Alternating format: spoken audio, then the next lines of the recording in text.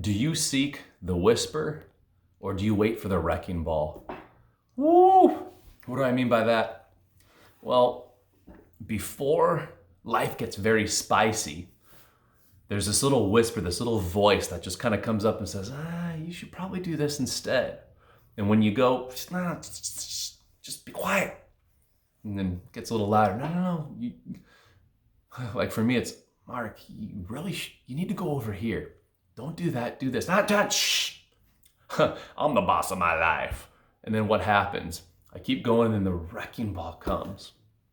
And then I know my pattern is, then I start blaming people. Then I start becoming the victim and just pointing fingers of, look at this wrecking ball. It's not my fault. The thing just came out of nowhere. And when I sit back and go into my space of meditation, just kind of quiet my mind, the little voice kind of comes in and goes, I told you several times, but you chose not to listen.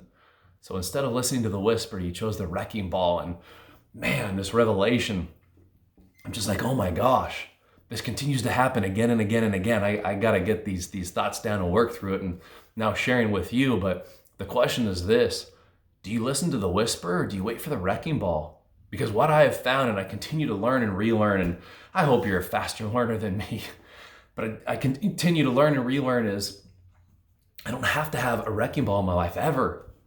Like literally, it's like by me ignoring the voice and that whisper and muting it, it takes the wrecking ball for me to redirect the course. And so now really working consciously and intentionally on stoking the whisper voice so I can create the space each morning and listen and say, okay, what is it that I'm supposed to do? What should I not do?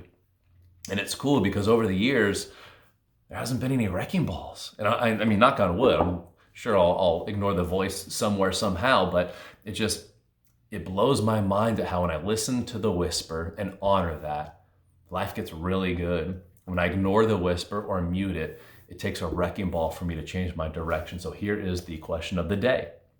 Where in your life are you ignoring the whisper or muting it, or not even giving it space or a chance to speak? And then either moments later or sometime later, you get the wrecking ball instead. And how can you begin to switch and to listen to the whisper?